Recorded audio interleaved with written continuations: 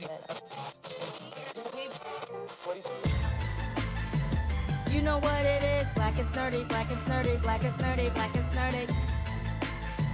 You know who it is, black and snurdy, black and snurdy, black and snurdy, black and snurdy. Ode, Maurice, Ode, Maurice. Maurice, Ode, Maurice, Ode. Black and snurdy, black and snurdy. Black and snurdy, black and snurdy. Hey, oh. Yes, Mo? Are you ready? Let's go. Black and snurdy, black and snurdy, black and snurdy, black and snurdy.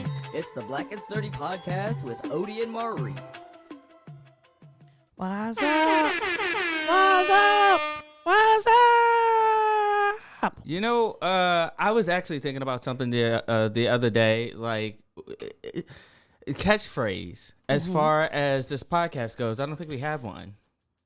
Is it not where nerds with feathers flock together? You tell me. You just stumbled over that. Just because I didn't say it as clearly and succinctly as you would like doesn't mean that it's not factual. It has to be something like it. Yes, that is in our outro all the time, but we never actually say it on the podcast. No, we don't. Yeah, I say BRB a lot. and you know, yes, you do. And you know, the reason why I was thinking about this is because I was watching the new season of Woke, and Hey, boo, Lamarone. Is that how you pronounce his name? That's how I pronounce it. Is it? I don't ever. I want to say this. I've listened to him in so many interviews, and very rarely do people say his name, and I don't ever remember it because I'm always paying attention to his face. It's like a certain friend of ours is. Oh, they're not together anymore. Really? Yeah. So now we never have to figure out her name. Thank God. But you know what? She was a lovely person. She was a very lovely young lady. The reason why whose name we knew the name, we knew the gist of the name, we just didn't know how to pronounce it. Do you want to know why I couldn't pronounce it? Because I went to school with someone with a name similar to hers. Yeah. And when she told me the name the first time, I was like, oh, it's like Boo. And so because of that, every time I wanted to say it, I was like, oh, wait, I know it's similar, but it's not the same. Yeah. And it would just throw me off. Oh, well, off mic, we'll have to have a... I don't even think it didn't even go into details as to what happened, but just like as soon as that happened, I was like, oh, thank goodness I don't have to remember that name anymore.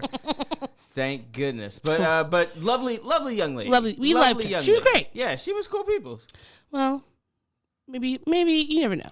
Her time will tell. I will say, because she lives in an area with another one of my friends, my other friend who lives out in that area, tells me that they see each other at the gym all the time.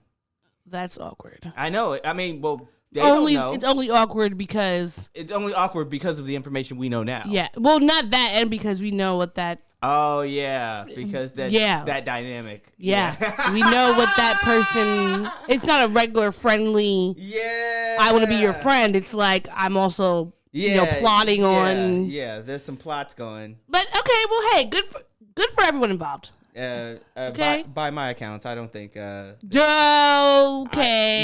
I was just saying that I don't think anybody will be traveling out in that general direction anytime soon. Okay, that's what I was gonna say. Okay, I was gonna behave myself. Okay, thank you. Thank you very much. Anyway, I'm not finding a pronunciation of his name on here, but Lamorne. I want to say Lamore Morris.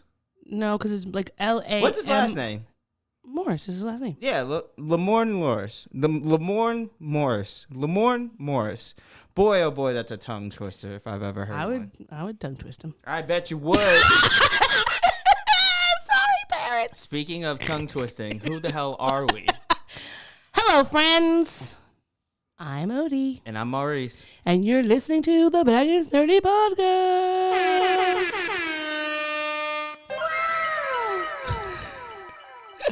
I haven't had that one in the rotation for quite a while, so I'm glad that I was able to bring it back.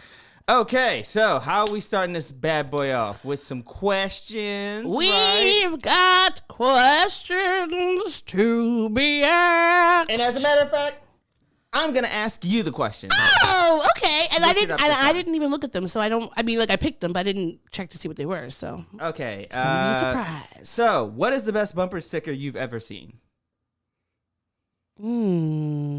I always like those bumper stickers. It's more of a decal, I guess, than it is a bumper sticker, but it might be the same one I'm thinking. It's always of Calvin peeing on something. Okay, that was. I love those. I do love those, but that was not it. Because I love Calvin and Hobbes. Yeah. Well, I would say I like that coexist one because I always thought it was like the first time I saw it. I will say I was in college, and I was just like, wow, I just love that whole like sense of unity and stuff like that. Come on, it's me. Yeah. But I would say like my general favorite one is anything that's like going to be Harry Potter related. Like if there's like a Muggle on board or baby Muggle on board. I got someone who's close to me who is currently expecting a decal that says baby Muggle on a baby wizard on board, and I'm very excited for them to put it on their car. But yeah, any Harry Potter decal, and I hope that if you're using a Harry Potter decal that you're making it I'm not buying it from Warner Brothers, so you don't give any more money to that troll who shall not be named. Yeah, that Smurf? No, Turf, yes. Yeah. Well, she looks like a Smurf, so. Yes, she does. Are you okay? Wait, no, we're ready. No, we're doing questions first. Yeah, we are doing questions first. Oh shit, you asked me. And put the drink down. Wow, brain. Enough of that has literally nothing to do with any form of alcohol, and everything to do with the fact that like information just seeps out sometimes, and I forget quickly. Well, you're making me crazy right now. With all this, you're making me happy that we're drinking. Okay, yes. Ask me the next question. The next question. Which is the nicest national park? My exposure to national parks. I haven't been to that many. I haven't. What if they? Okay, do they have to be in America? No, I guess they could be just as long as they're a park. The Nairobi National Park, because you could also do that you could do they have it's not like a safari full on, but people literally drive through this park and there's fucking lions and giraffes and black rhinos and shit roaming around. Oh my. And you could literally like drive through to your office and like it's basically through the Serengeti, and it's really beautiful. So I would say that one because I haven't really, honestly, I've never been to Grand Canyon, which I really want to go. I feel like I said we should go to the Grand Canyon before, and I don't think you rolling my eyes. I really feel like when I said it, you were like, "No, I'm not doing that," and then you just were. But I feel like that would be a fun road trip. Okay. We could diners, drive, and dive. The part of the road trip is somebody knowing how to drive. First of all, we're going to learn how to drive this summer. We've been saying that. This is going to happen. I've been looking up names and numbers. Names and numbers? Of the appropriate drivers. Oh, okay. Gotcha. There's a short list. Okay, well, send me that list when you get a chance. I've never been to, like, national parks like that. There's one in Maryland that my mom took us hiking once. It was actually my stepdad who took us hiking because he was just like, oh, these kids are... Well, this kid is all he's doing is staying indoors and watching TV. He needs to get outside and get some fresh air. And we went hiking, and I complained the entire time because not surprised. I do not like. You don't like walking. I don't like walking. You don't like it, and I don't understand why. If we could just create the technology that was in WALL-E, and then I could just sit on a chair. You completely missed the whole point of WALL-E. Or did we come up with some fantastic ideas for science fiction technology? You completely missed. Obviously, I'm not going to sit in it long enough that my body atrophies. Okay, you want to know what? You need to be thankful for the fact that you can use all of your extremities in the full range of motion. That's the same thing that when my mom said you need to be grateful for the food that you have on your table because there are starving children out there somewhere that could be appreciating this. Yes, I am glad that I can do a jumping jack, okay? You should, because you know what? When we are 90 years old, God willing, and we are shuffling around Howard's campus to get our, class of 2022 70 year. I'm doing it at age 40. a 70-year reunion. Never mind, that's dark. Never mind. We are going to have to walk across that stage and get our old people tassels at like graduation. And you want to be able to walk, and people are going to be like, oh my God, they're so cute. They're shuffling. That's the machine that my chair is going to make. And I'm going to be standing there walking past you with my Granny Manolos. Your Granny Manolo. They're going to have like GMs. a little kitten heel. It's going to have a little kitten heel on it. Wow. Little red bottoms. Wow. And my Telfar granny pack. And your set. Never mind. I'm not dignifying what you... I'm not even going to alert... Don't listen to him, because he was being horrid. Okay, all right. My bad for that. Next question. Thank you. And it's the last question. What's your best story to tell at a dinner party? You go first. I have to think about it. For me, I think it's the story of so long. I'm not gonna tell the story, but it's basically my Royce the 5'9" story. Say the one more time. Royce the 5'9". He's a rapper. Yes. He's mainly popular for being on Eminem's Shady Records label in like the 90s and the 2000s. If anybody ever played Grand Theft Auto 3 for the first time ever back in the day, his song was Bad Meets Evil. Like, you want drama? No, wait. No, that Royce the 5'9". Like, y'all want drama? Want to make a scary movie? Anyhow, long story short, I made a fool of myself because one of my friends got me into the party, and when I went up to meet Royce the 5'9", I said I told him I was a huge fan of one of his albums. And then he said, "You need to get away from me." Does Royce the 5'9" not have albums? Yeah, he has albums, and I said I liked one of them.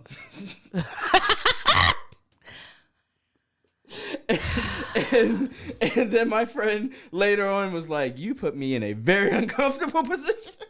Yeah. I got you into this party. Yep.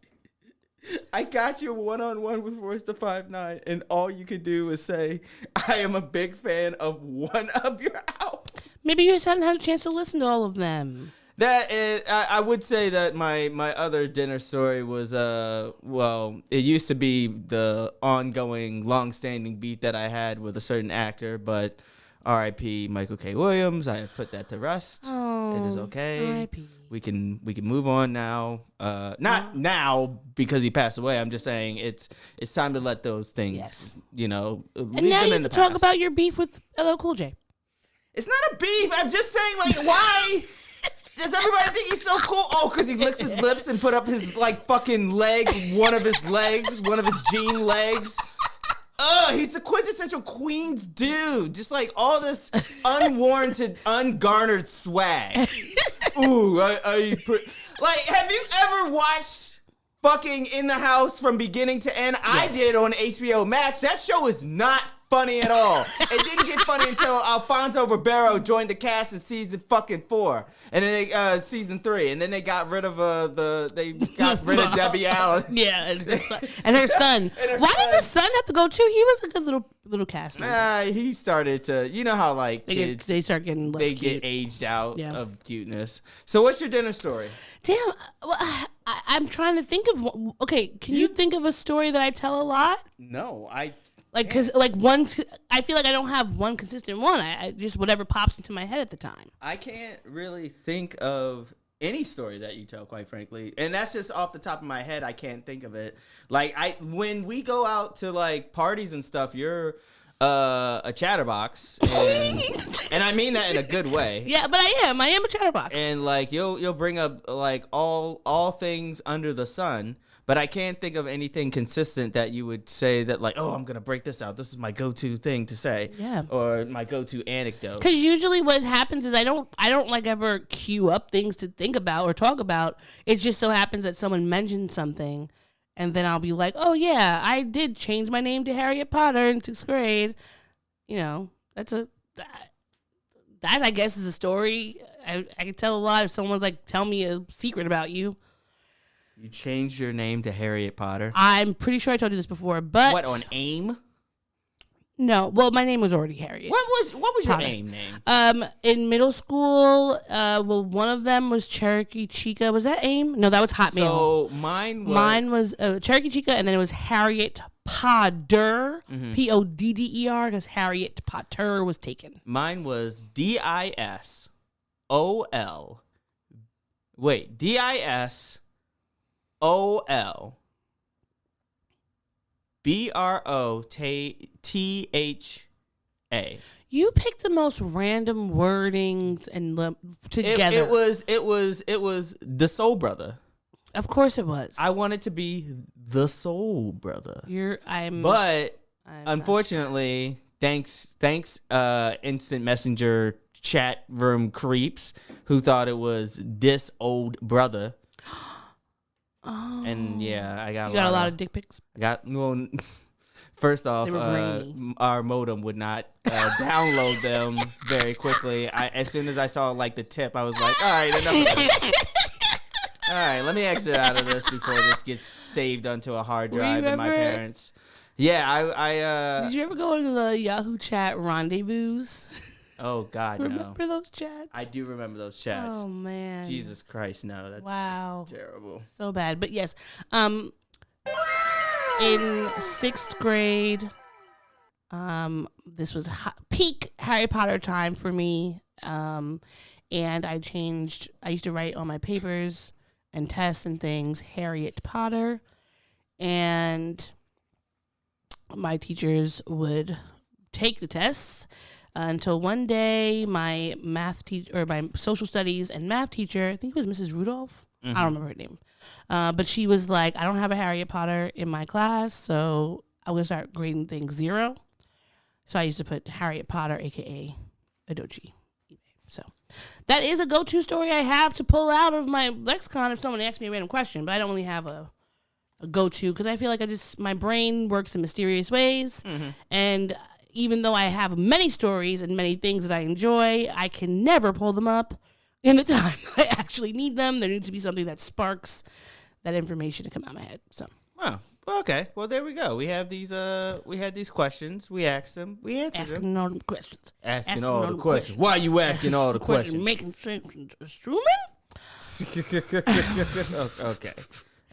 So now, do you want to get into the chicanery and shenanigans? Oh, I do. Now, based on what comes later, can we have that now or no? No, because it's still not. Okay. It's all not been expunged. Okay? But whack. It is very whack. So here's some updates, real quick. Remember we said that I told you about J-Lo and Ben Affleck being together again? Yeah, reunited and it feels so good. Yeah, what's up? Well, 20 years after they were originally engaged, the two have decided to tie the knot again. So she shout out to them. Posted it on her. She put a short video on her fan newsletter called "On the J-Lo," which I feel like she should rename that, but whatever. She's fighting back tears while showing off her stunning green ring. On the J-Lo. Wait, it's green. Oh yeah, I guess it couldn't be. Wait, it's green? Yeah, it could be emerald or jade. I think emerald. Is it jade that is fidelity and loyalty, or maybe emerald? One of those two is. Does J-Lo have kids? Yeah, she has the twins with Mark Anthony. That's right. So then who was... Ben Affleck has kids with Jennifer Garner. Yeah, he loves him some Jennifers. Yeah, look, man, he has a type. And that type is just a name. It makes it easy to, I guess, cross out, like... I guess it's easy for the wedding paperwork. It's just like, it's Jennifer Affleck. Yeah, just switch it up. Do you think they're gonna come out with a Geely too? Oh God, I hope not. We've been waiting all this time, and now they're gonna do it. All it took was them being a little bit more seasoned, a little bit more older, more honest, more of themselves, and now we can get that Gilly too. Oh, thank you. Gilly too. No. Okay, so this other update is on another singer. R&B singer Trey Songz has been cleared of the Las Vegas sexual assault allegations.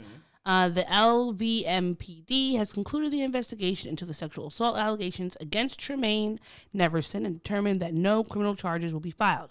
If any new evidence comes to light, the case will be reopened for further investigation.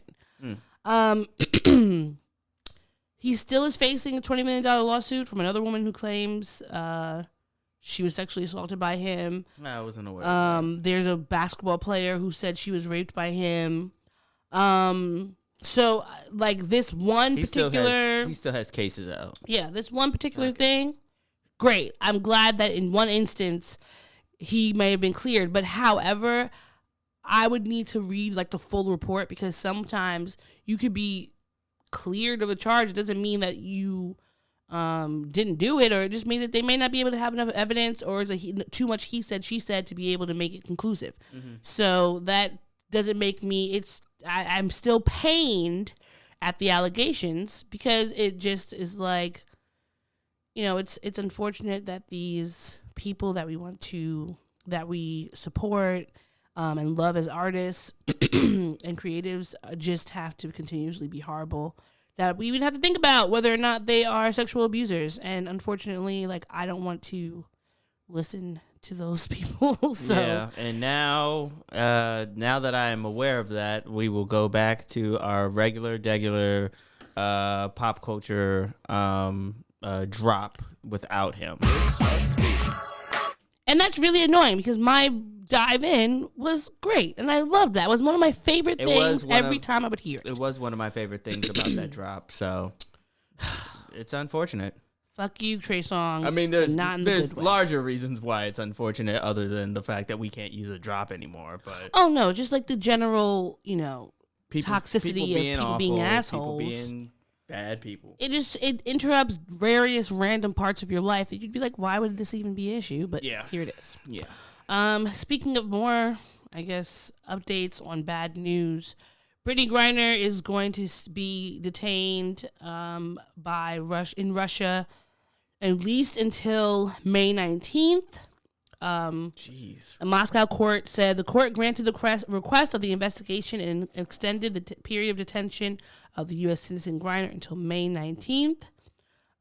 So we're still hoping that she just can get, that she's safe there, and that she is being taken care of, and that she can just come home when May 19th happens, that she could just be home, be safe, be with her family, and be able to heal from this. She will miss the beginning of the WNBA season, which is, you know, unfortunate. This is her livelihood.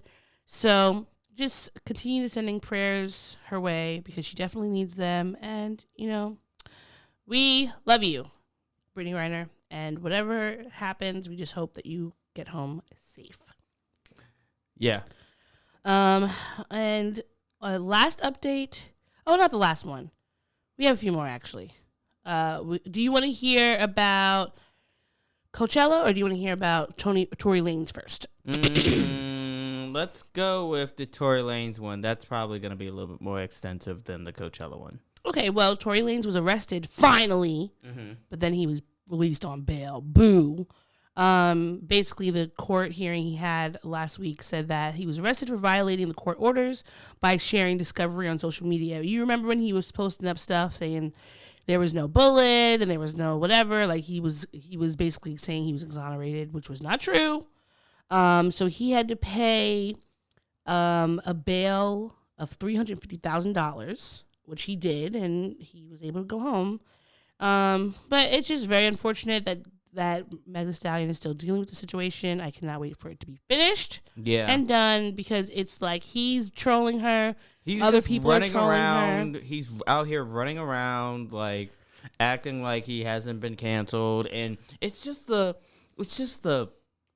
weird Twitter black women who have just been caping for him. You know, that just kind of bothers me. It rubbed me the wrong way. It's like creepy. Like, this is why. Like, I'm not gonna do the voice. You're not gonna do the voice. I'm not gonna do the voice. You love doing the voice. I love doing the voice, but I think I'm gonna try not doing the voice. It's just like, this is why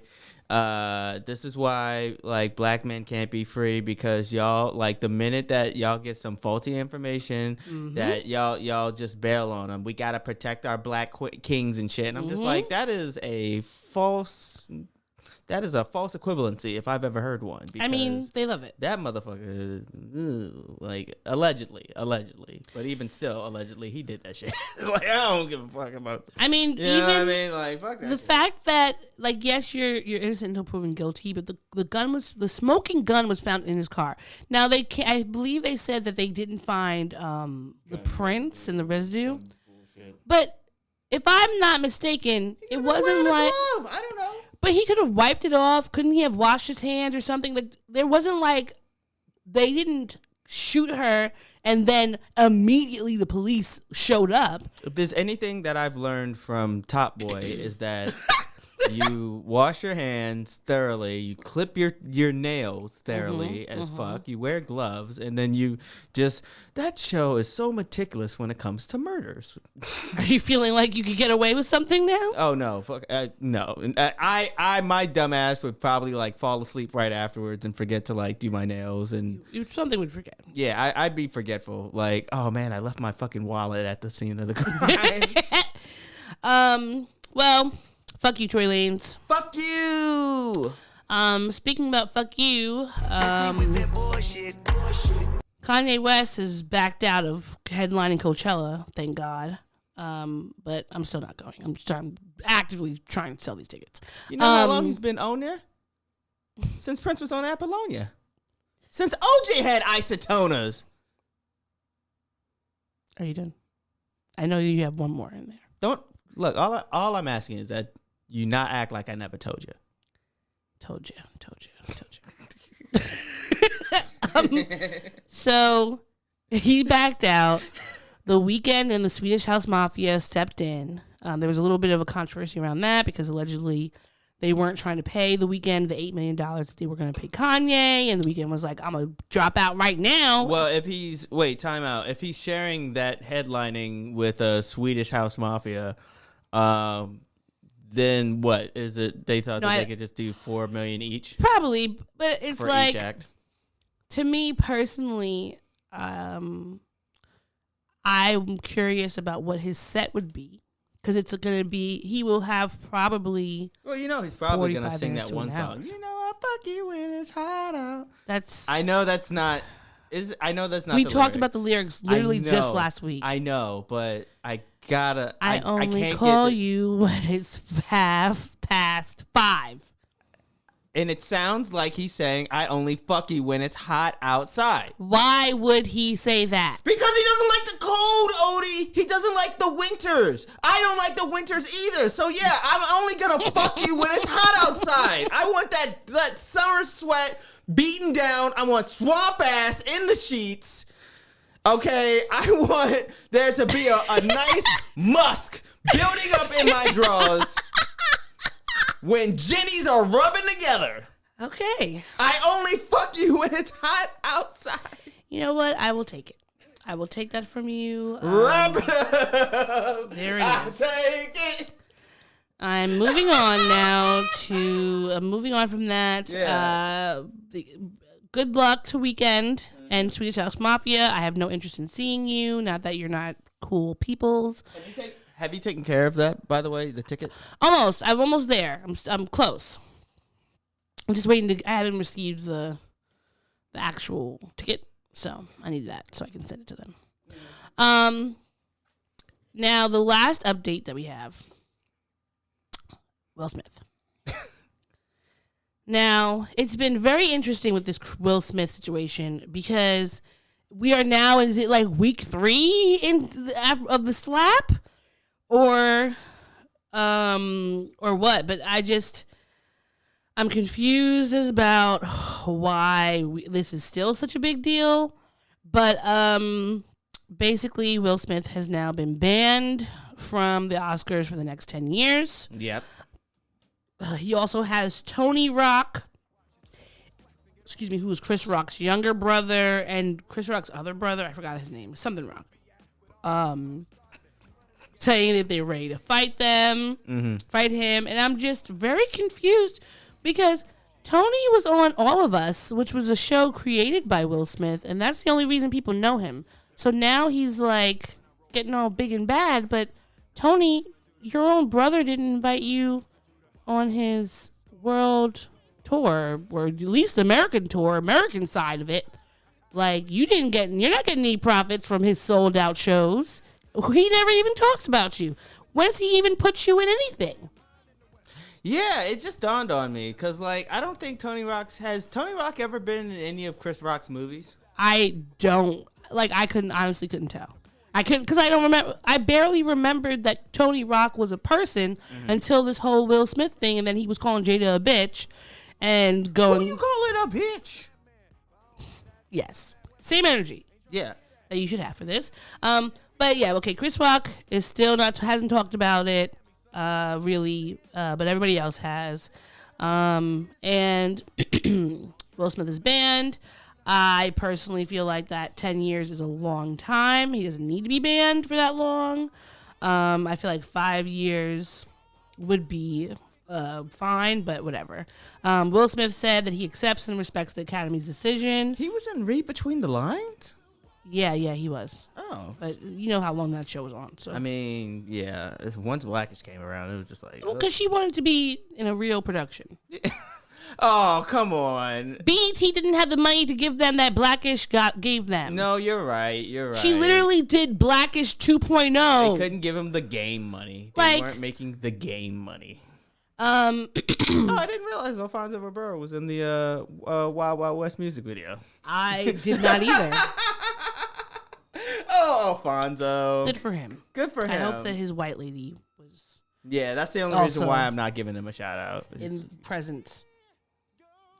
We'll talk about black men and their white ladies later. Either way, plenty of people have been weighing in after the slap. Harry Levin. Is it Levin? I might be saying it wrong. He's Harry Lennox. He was in the 5 Heartbeats, and he also is in that show that I'm like in the Blacklist. And I was rooting for him on that show, but now not so much because he penned an op-ed telling Will Smith that he needs to give his Oscar back and that he's made things worse for black people. David Oyewolo, the Nigerian actor, who did you know he has a production company with his white wife called the Yoruba Saxon? No. I think that's what it's called, Yoruba Saxon.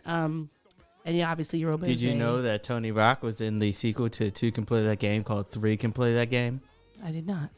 Did you know that there was a sequel to 2 Can Play That Game called 3 Can Play That Game? I did, but I literally was interest in watching it. Never seen it and never will. Yes, David and his wife Jessica own this talent-led production company called Yoruba Saxon. As problematic as that sounds, David wrote an op-ed talking about how he doesn't want this whole slap to change the progress that black people have been making in Hollywood because some white person at an Oscars party said something weird to him. And I'm like, when you read the article, it does feel like he is saying white people don't try to use this as an excuse. But when he's saying that, it's also still under the guise of like, we should behave better. It was very, very interesting. And of course, Mr. Today's Price is not yesterday's price, said, Crack the Dawn. Fat Joe said that this will make people think minorities don't know how to act. He said it's sad because Will's such a beautiful person, but he's taking a hit because, we've come such a long way and we're telling everybody to respect us. Had it been 50 Cent or Fat Joe, I would understand, but Will Smith, he's like the best we got. So it's unfortunate that it happened to Smith, because he deserves. He's been fighting so hard, and just, I would like to remind everybody, if white people can all of a sudden turn the freaking American dream black man into some sort of crazed villain overnight because he open-hand fear slapped somebody. It doesn't matter what we are doing. If they're going to hate us, they're going to hate us. Do you know how many of them don't think we act right now? Mm-hmm. You don't need Will Smith to tell you whether or not black people act right or don't act right. And yet, at the end of the day, they hate us because they ain't us. Exactly. Boop, boop, boop, boop. I thought you were doing the air horns? No, because you said boop, boop, boop, boop, and What's Love is playing in the background. I thought you were doing like a robot thing. No.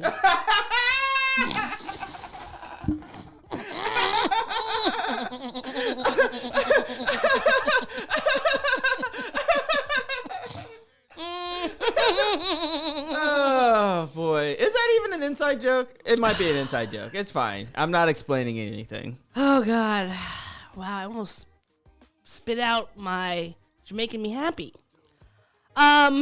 Yeah, so everybody, I just want everyone to stop talking about this and giving their opinions. Can we move on, please? I just don't understand why why are we not getting any conversations about why Chris Rock should apologize to Jada?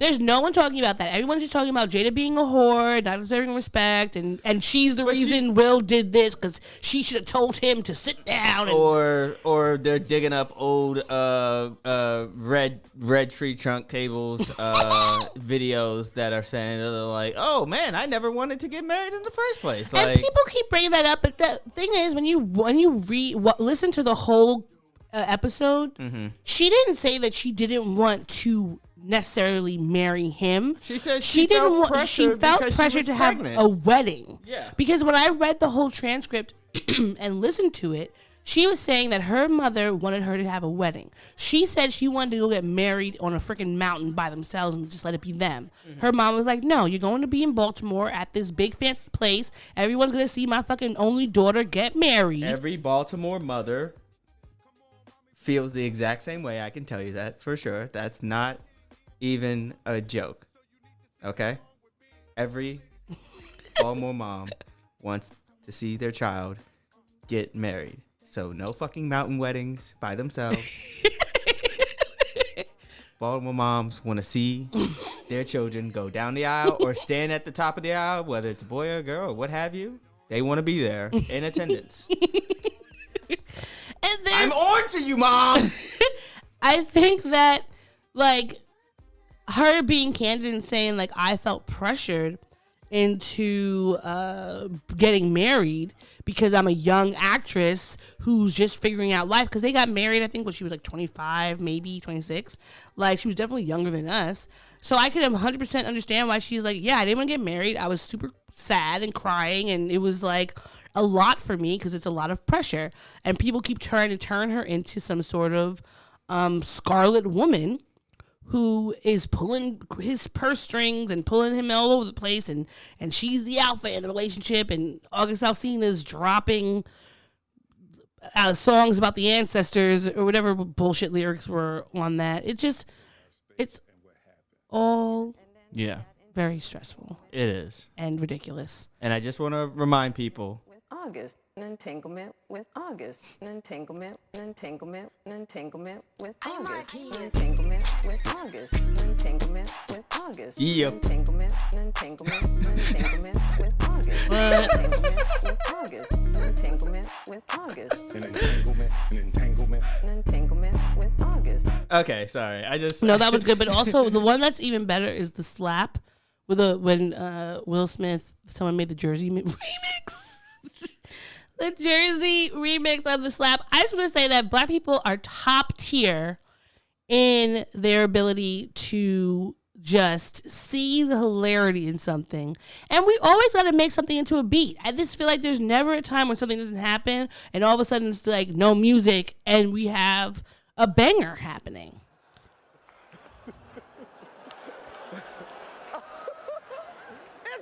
That was a nice one. Okay. I'm out here. Uh-oh. Come on. Where's the beat? Where's the beat? It was at this moment that he knew. He fucked up.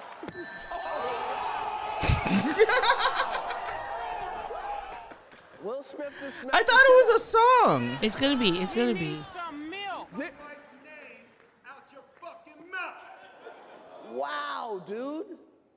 It was a G.I. Jane joke. And I hate that he still is a G.I. Jane joke. I know. Look, I said everything that I was ever gonna say. Okay, I thought this was gonna be a song. I'm out here. There it is. Richard. There it is. This one goes deeper in. This one takes a little time to bring it up. Will Smith smacked the shit out. Will Smith smacked the shit out. Will Smith smacked the shit out. Smack the shit out. Smack the shit out. Will Smith smacked the shit out. Tupac dancing. Will Smith smacked the shit out. Will Smith smacked the shit out. Will Smith smacked the shit out. Smack the shit out. Smack the shit out. I want to hear this at a party in the middle of the summer. Same here. Like, I want them to go from, like, back that ass up to keep my wife's name out your fucking mouth. Yeah. Either way, keep Jada's name out your fucking mouth. Leave her alone. She literally had nothing to do with this except for being the victim of a tasteless joke.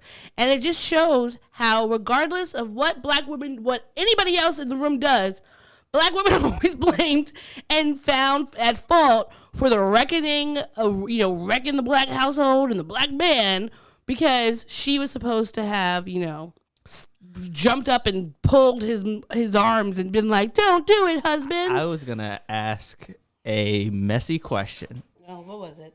So you know that Will Smith is banned from attending the Academy Awards for the next 10 years. Okay. Notably, Jada Pinkett Smith is not banned from attending. Mm-hmm. Who do you think her date is going to be when she Jaden. attends? Okay. Or Willow. Okay. Or Grammy. Okay. Okay. She's gonna go. She's gonna go. She's gonna go. She's gonna and go. sit right in the front. She's gonna go Viola Davis or Regina King or Regina Hall or Taraji P. Henson. The Set It Off crew should be there every single fucking year. Yes. Queen Latifah, Regina King. Regina King was on Set It Off. No, she was in Girls Trip. You're talking, you're mixing the two. My bad, sorry. Yeah, but no, both of them. Queen Latifah, get Vivica Fox. Vivica A. Fox, that's what I meant. What's her name from I Could Do Battle by Myself? Elise Cole, is it? Get all of them. Get them all. Get Girls Trip and get Set It Off, because we gotta know we keep it classy, but we will shoot you in the mouth. Ooh, or she can go with Lawrence Fishburne.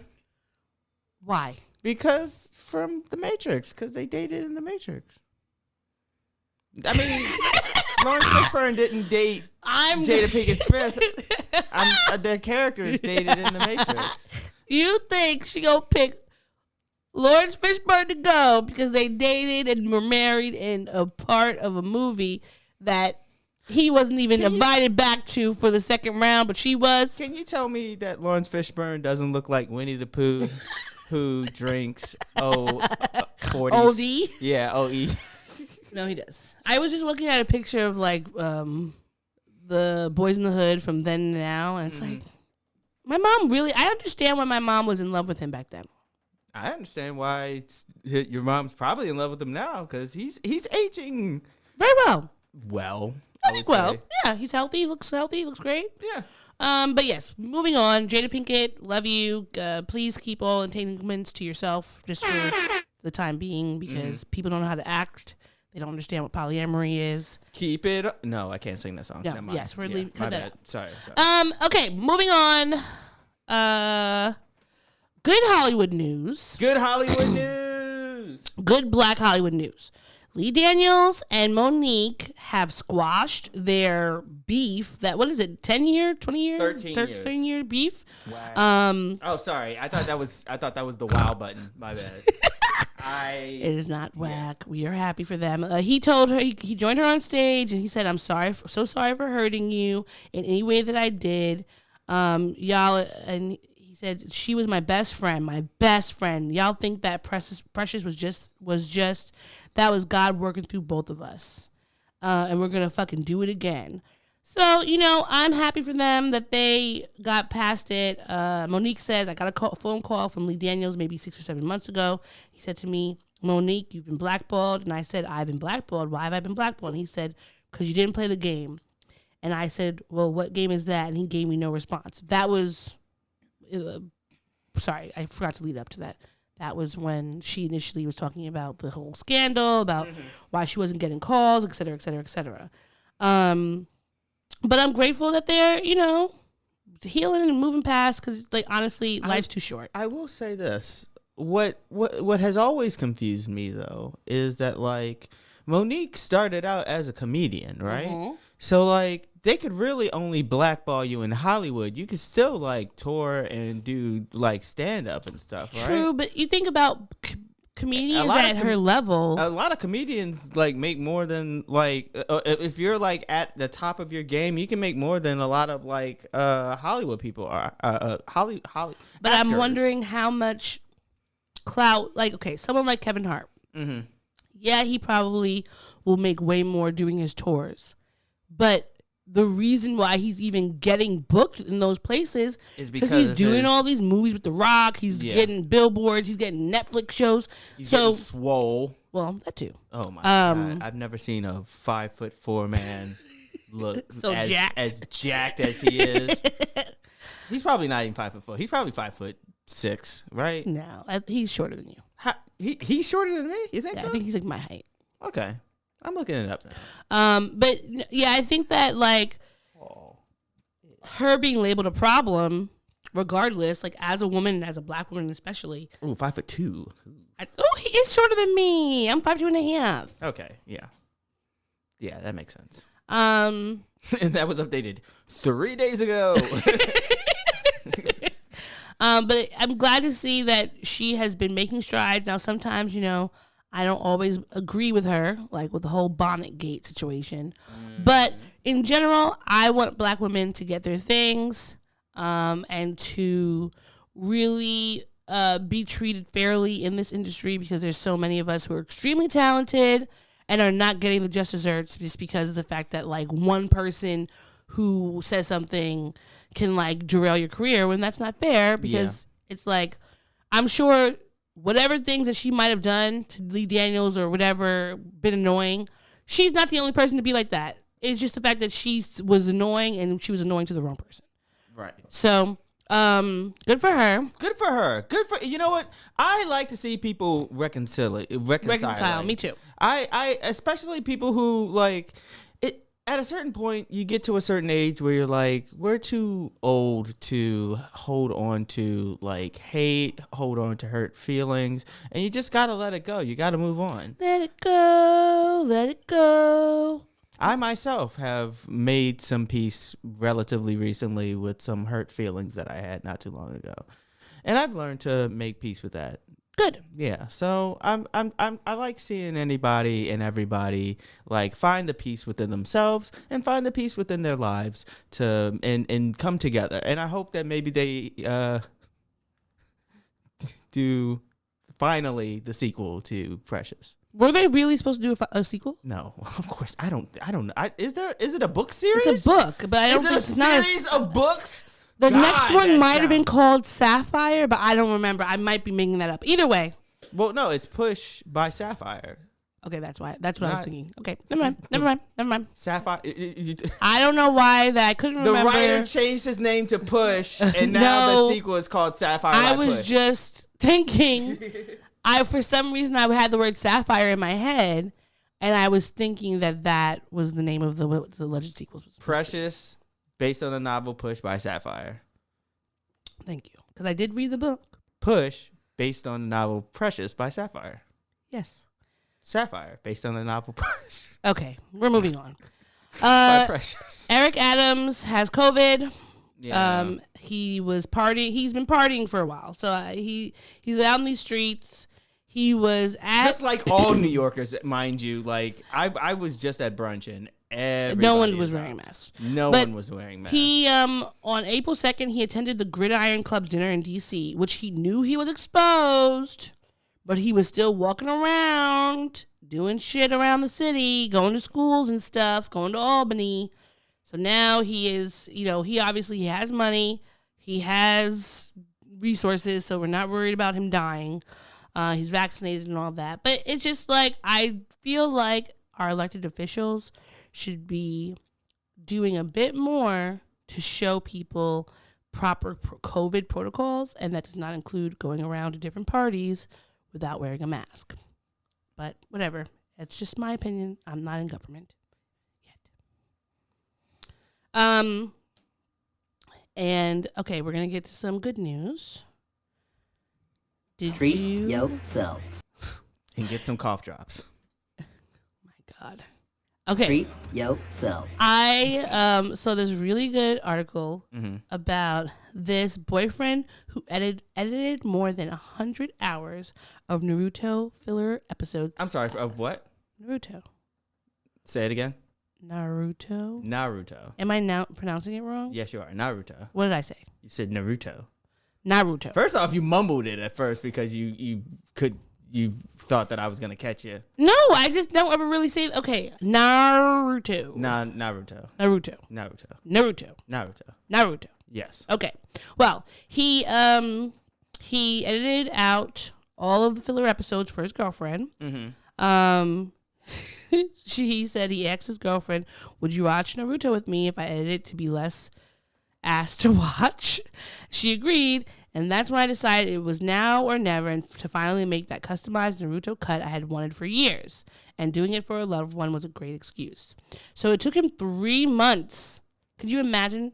He started in January and finished around mid-March. He worked on the English dubbed version, and he enjoyed it. So I'm very happy that he, it's a very sweet thing to do. Normally all episodes of Naruto would take 250 hours to watch. His version is down to 135. Now, I am not a huge anime person, but you are. Yes, I am. Can you please explain to me what they mean by filler episodes? Okay, so filler episodes are basically non-canon episodes. Essentially, back in the day, what anime would do is they would greenlight, like a manga would come out and it would, have, let's say, 30 chapters. And then they would greenlight the anime, and the anime would go off of whatever chapters are available. But because they didn't operate in seasons, they literally just like a new episode once a week, every single week without stopping production, they would catch up to the manga relatively quickly. So in order to once they caught up to the manga, in order to let the manga like come out with more material and more chapters, because they were putting out chapters on a weekly basis, in order for there to be enough to actually animate, they would come up with non-canon episodes, and basically non-canon episodes. They are called filler episodes, and they are the bane of any anime existence. Because I hate fucking filler episodes. Nothing can, the story can't progress. The story is essentially in like a holding pattern. So like, let's say like they just got finished defeating the big bad villain of that chapter, and you're like, oh, what's the next part of the story gonna happen? Nope, they're gonna have a episode where they like do some wacky shenanigans in a ramen shop, or they have to go on a mission to find somebody's dog, or they have to come up with like a anime only character who they help out and or fight or what have you. But like they the status quo has to be basically back at the beginning of wherever they left off, so that they could finally move on once they do have enough chapters of official material or official content in order to animate. It's ridiculous. And Naruto is there's 3 anime that are notorious when it comes to having like long sections of filler. It's Naruto, it's Bleach, it's One Piece. because they catch up to the manga, like they caught up to the manga like really, really quickly. Mm-hmm. I lie you not. There's like 1,000 episodes of Naruto. A third of the fucking episodes are filler. Actually, sorry, not even a third. I think it's like 46%, 47% are filler. That's so much fucking wasted material that you have to like sit through. And mind you, this was before streaming. Yeah. So this was like on a weekly basis. You're tuning in to watch an episode of Naruto, hoping that like, oh, they're finally gonna catch up to Sasuke. And nope, it's some bullshit with some Ronin ninja or something, you know? So you wouldn't have. So like, say for instance, the last episode of the manga, Sasuke defeated somebody. Yeah. In the next few episodes, you wouldn't see anything about Sasuke. Nope, You're only going to get random people who are not really involved in the main plot. Okay. Yeah, that's annoying. I can see how that could be frustrating. And when you do streaming or you have like DVD stuff, do they not have like only the... No, they have all the episodes available, and you have to go on the internet and just be like, which episodes is official, which episodes are canon, which episodes are filler, and then skip those filler episodes. That's the only reason why I was able to catch up on One Piece the way that I was, because like I'm not sitting there and watching like hundreds of episodes of filler. Can you give me a background again on One Piece again? That's not One Punch Man is not same as One Piece. One Piece and One Punch Man are two different things. One Punch Man is about a superhero who's overpowered, who can kill people with one punch, and One Piece is the pirate. That's a pirate one. That's the pirate anime. Okay, I know that they're different, but I always am like, I can never remember like what the differences are. Okay, cool. Well, I thought that was very sweet, and I feel like if someone is gonna, cut out all those damn episodes for you, I say don't give them an ultimatum and go on a Netflix show. More that buy them a cute little thank you gift. Take them on vacation. Take them on a spa day. Okay, you want to share your fucking interests? I mean, if traveling is your interest, then I guess. If they find something they like and also give that to them because they did it for you. Sure. I think that's a reciprocity. Did you watch the Grammys? I missed the Grammys because weren't they because okay. One weekend was the Oscars, one weekend was the Grammys. I think I found out about the Grammys like really late in the evening, and I was just like, you know what? I'm just going to sit here and I'm going to wait until the clip of Lil Nas X's performance comes up. And I watched that performance, fucking killed it, as always, as we know he can and know that he will and know that he did. He did that damn thing. Well, I didn't watch it, but I did look at some of the wins and some of the performances, like Lil Nas X and Jasmine Sullivan. Now, weird thing, well, not weird, but Lil Nas X didn't win anything, which I was surprised. That really broke me. I thought he could have won something because Silk Sonic, they won so many. Yes, they did. And I feel like it's not that they shouldn't have won, but they could have given somebody else a Grammy. You guys... Just everyone, they had to win like 3 or 4 of them. And they got a tie with Jasmine Sullivan because I'm like, you could not let Jasmine Sullivan walk out of there without having something. And then, okay, you want to know one thing that I didn't like? For hotels, right? Yes. Yeah. I think it was best R&B song. It was R&B performance for Jasmine Sullivan, Pick Up Your Feelings, and for them, Leave the Door Open. Yeah. But then like... They just kept winning. How did they win Best R&B Performance and Best R&B Song? For the song that I'm playing right now. Yes. And I'm not going to say that I don't like the song. I think that it's a good song. It's a good fuck song. Yeah, it is. Yeah. But I don't feel like it's something that I need to hear. But Jasmine Sullivan's album was really good. It really was. The whole thing. I told you that for a long time I would go to sleep to that one song that you hate. I don't hate it. Yes, you do. You said that you hate it because of all the colorism in it. I don't hate it. I just wish that Anderson .Paak would have... My granddaddy would have just used it. Because you're telling me that you're trying to say in this song that how could this baby come out so dark-skinned? My granddaddy's light-skinned and Indian. My granddaddy's light-skinned. That just, it doesn't... Native American. That's not how In fact, genetics work. I'm gonna find My grandparents were both chocolatey. They were both chocolatey like me. And my auntie Linda, R.I.P., came out looking like Beyonce with light eyes. I also have an auntie Linda. Okay, Yeah. me too. I mean, we talked about that before. Yeah, we did. Light eyes, light hair, light skin. That happens. You cannot control the phenotypes. That's just what black people do. That is what's the magical about us. You can have two black parents, a variety of shades, and come out looking like anything. So it just was just frustrating that he's perpetuating these colorist stereotypes about, bullshit. All right, fair enough. Falling. It's still a good song. I love this song. It's a good song. Taking out that little bit, and I can hear it and listen to it and be more enjoyable. But yeah, I think that for the most part, things were pretty expected and who was gonna win what. It wasn't like I was surprised. Questlove won for something for Summer of Soul, or did he present it? I think he might have won. Hold on. I think you fucking with my lineage. I think that was for the Academy Awards. I thought that was for the Academy Awards. No, he did, but you know what it was for? He didn't perform at the Grammys, but he presented an award because he made a joke about everybody stand 500 feet away from me. Gotcha. But yeah, Trevor Noah was the host. I heard he did well. Good jokes.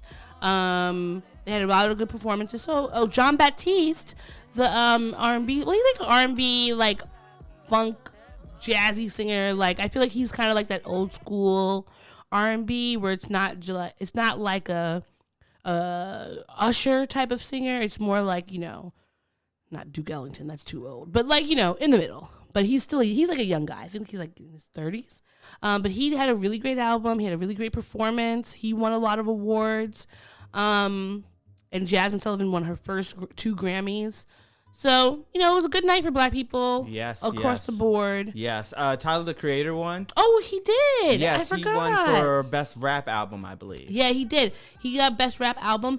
And it was interesting that for Best Rap... his album was fire. It was rap good. Album. I loved it. It was good. And I was Heavy not... rotation. When Tyler Creator came out, I was not really into Odd Future because I felt like they were really weird and I wasn't interested. But as he's grown, like when I saw him at Coachella, at Baychella, he did an amazing job. And I was like, for the first time, like, wow, I'm interested in hearing what you have to say. Best Rap Song went to Jail by Kanye West and Jay-Z. And I want to say, I don't see how that works because that was in the same category as Best Friend from Sweetie and Doja Cat. And Family Ties by Baby Keem and Kendrick Lamar, which I thought were very good. And that J. Cole song, My Life. Didn't Baby Keem also win at one point? He did. He won Best Rap Performance. There we go. So that was nice for him that he won. Yeah. Do you know the song now? Because I remember you didn't know what song. I did listen to it, and I was like, okay, I know. I've heard that one before. It's just like one of those songs where I never knew who sang it. Okay, gotcha. But no, they did good. And okay. We're going to pivot a little bit to another song that was new by Juicy Smollett. I played this song for you earlier. Yes, you did. Did you have any thoughts? The song is called Thank You God, right? Thank You God. He released it. It is 6 minutes long. He released it via like his Instagram. I'm going to read you some of the lyrics. Yes. It's like they're hell-bent on not solving the crime, taking out the elements of race and trans and homophobia that's straight taking lives, but turn around and act like I'm the one that killed the strides. I can't be mad. Take my ego out. Some people searching for fame, some people searching for fame, some people chasing that clout. Just remember this. This ain't that situation. You think I'm stupid enough to kill my reputation? All I ever wanted to do was make my people proud. Fame is nothing real. It's just how you make them feel. Celebrity is for the birds. I ain't no man of steel. There's more. I'm currently playing it in the background right now, and I just wanted to say the song is called "Thank You God." I say no, thank you God. God was actually really annoyed that he had to be born. Yeah, God. You know what? God was like that. Don't bring God into every fucking thing. You know that leaks from Atlanta. Now why am I in it? Okay. Yeah. Now why am I? That God, I feel like God honestly is like that majority of the day. Now why am I in it? You know how like everybody was saying that like the Will Smith slap set black people back. This set black people back more than that fucking slap. I feel like, if I'm being quite honest, because of this damn song. Fake. Oh, this song. Yeah, this damn song. Like this set everybody back. It set black people back. It set God back. But God was gonna come this weekend. Did you know that? Like he was actually planning on coming back for Easter, and then Jussie Smollett played this song, and he was just like, you know what? I think I'll wait another 2,000 years. Jussie wants us to take out the elements of race and trans and homophobia that's straight taking lives. So I would think that would be something we would do. You know. I just want to say, Jussie, I hope that you are well and you're being taken care of and you are healing. Apparently, you are using creative ways. Using Logic and Pro Tools. To express yourself. And I'm going to say the song is not for me. Who produced this song? He did. With his Pro Tools on his Mac. What do you mean, who produced it? Thank God. 2022 Music of Sound. Oh, please. Jussie, no, this ain't doing it. This ain't hitting. Well, he said that the profits being made from the song will be donated to the Rainbow Push Coalition. So Rainbow Push Coalition ain't getting no money. STB Safety and the Illinois Innocence Project, which is allegedly run by his family. So, hey. So no one's getting any money. Not his family, not the... I hope that Jussie is okay, that he is healing and figuring out what he needs to do to keep himself out of trouble. Do you see what I see? Do you see what I see? I see this bad song. And I don't want to see it anymore on my laptop. Well... because of this, I need a drink. Yes. Let us get a drink. Let us abscond. To a quick break, and we will be back with more of the Black and Snurdy podcast. BRB. You're listening to the Black and Snurdy podcast. We now return to the Black and Snurdy podcast. Welcome to your life. There's no turning back. Even while we sleep, we will find you acting on your best behavior. Turn your back on Mother Nature. Everybody wants to rule the world. Dun, dun, dun, dun, dun. It's my own design. It's my own remorse. Help me to decide. Help me make the most of freedom and of pleasure. Nothing ever lasts forever. Everybody wants to rule the world. There's a world where the wise will find you. Holding hands while the walls come tumbling down. When you do, I'll be right behind you. So glad we almost made it. So sad we had to fade it. Everybody wants to rule the world.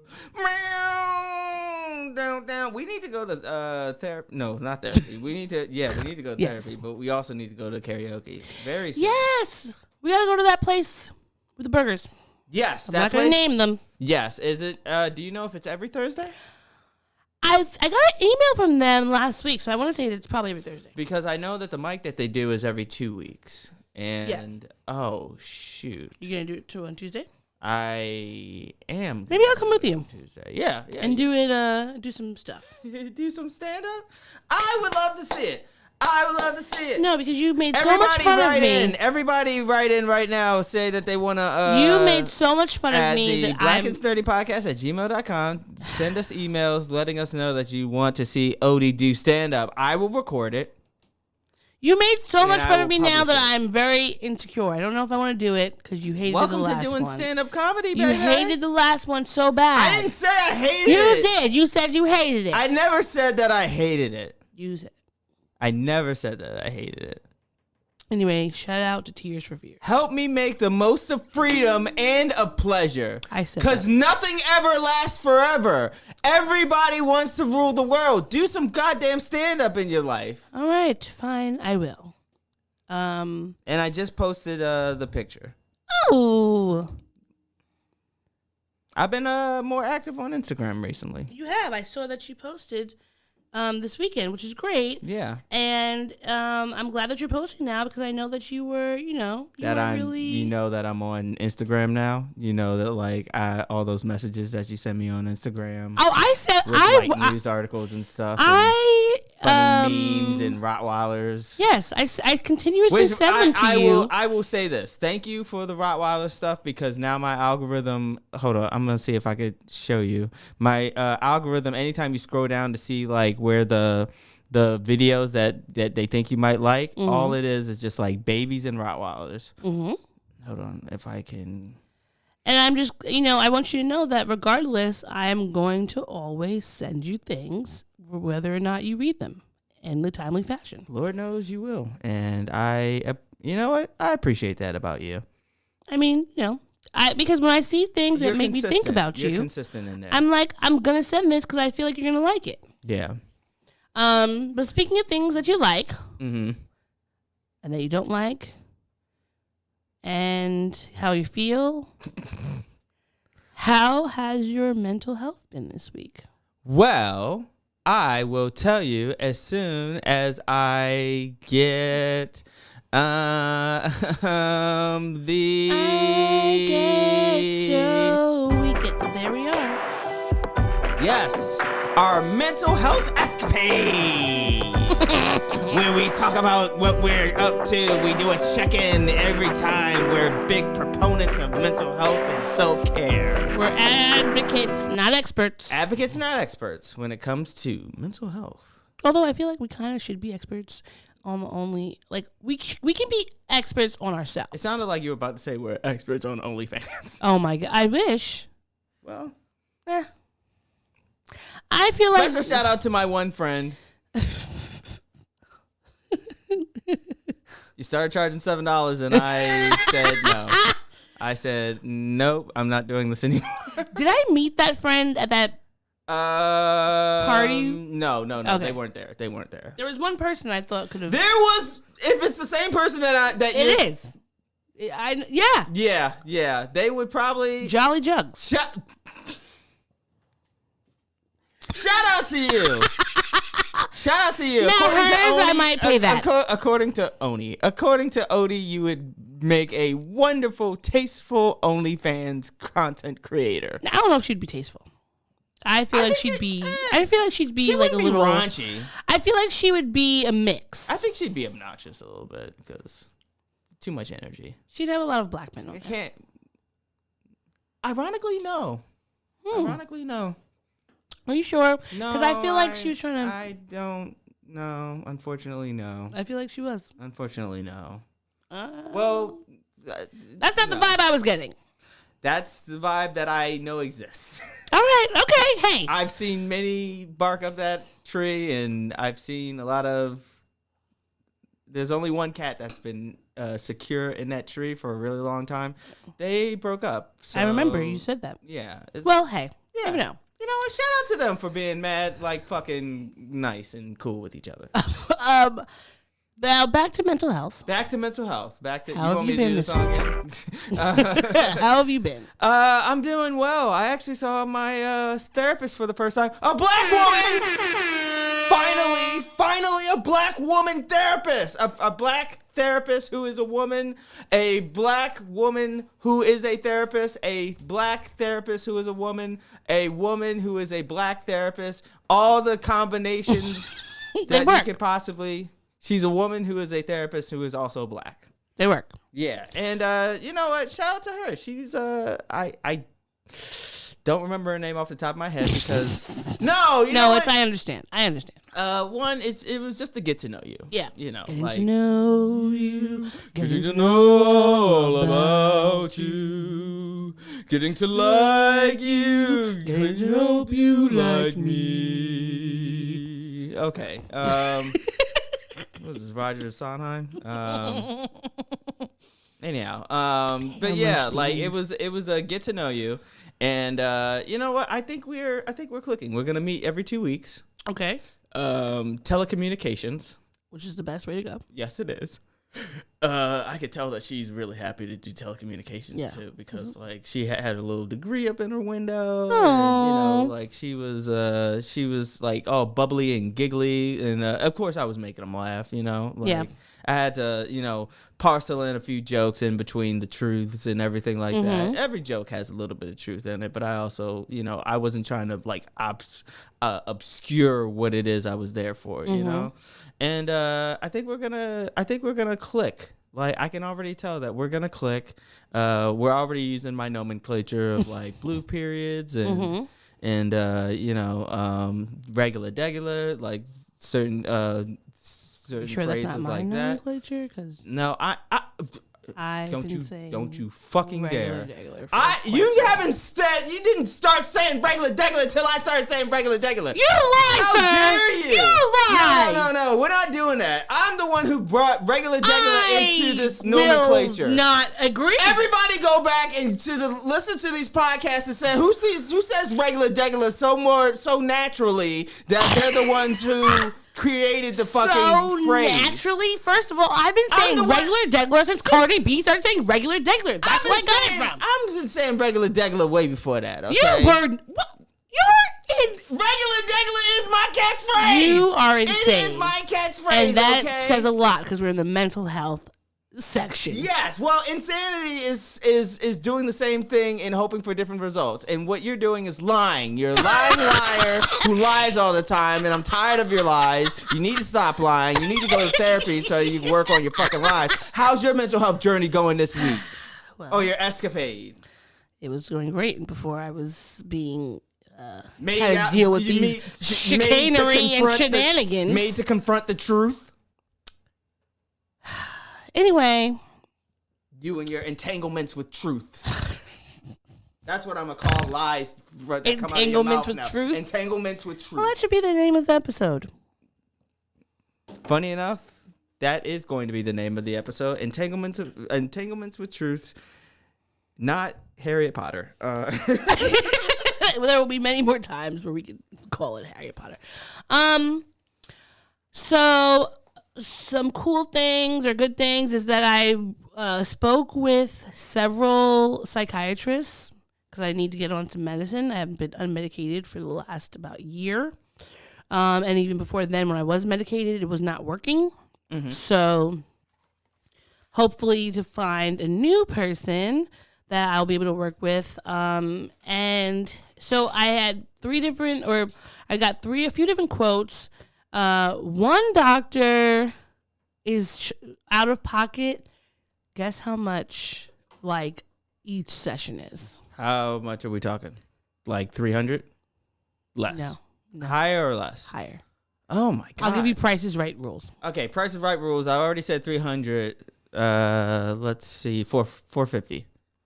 $625. Fuck out of here. Yeah, so it's that, and then there's another one who they do $325 for a regular psychiatrist, or you can do the student psychiatrist for $100. Mm-hmm. And best believe that's the one some students are going to be getting lots of notes. Yep. From my sessions. So how many sessions do you have to do before you can be prescribed? So when I spoke with them, they said that usually you do about 2 or 3 episodes, 2 or 3 seasons. Wow. 2 or 3 sessions. And then you'll be able to start medicine. So they said meeting once a week at first, which I'm like, That's fine. I had to talk to my other therapist and let her know. So I have two therapists. I have my one main one, and then I have my one that's ADHD. And I do like her. I like both of them. But the ADHD one, I asked her if we could maybe move it to being once or twice a month. Just because if I'm also going to have to be spending another $100 every week or every 2 weeks, you have to balance that out. It has to be balanced out. Exactly. At least for like the first like few sessions, and then like they'll probably do like once they start giving you prescriptions, they'll probably move to like maybe once a month or something like that. Yeah. But that's just a lot to pay out of pocket. So we'll see how that works. But I feel like therapy has been really good. I will say I did take your advice.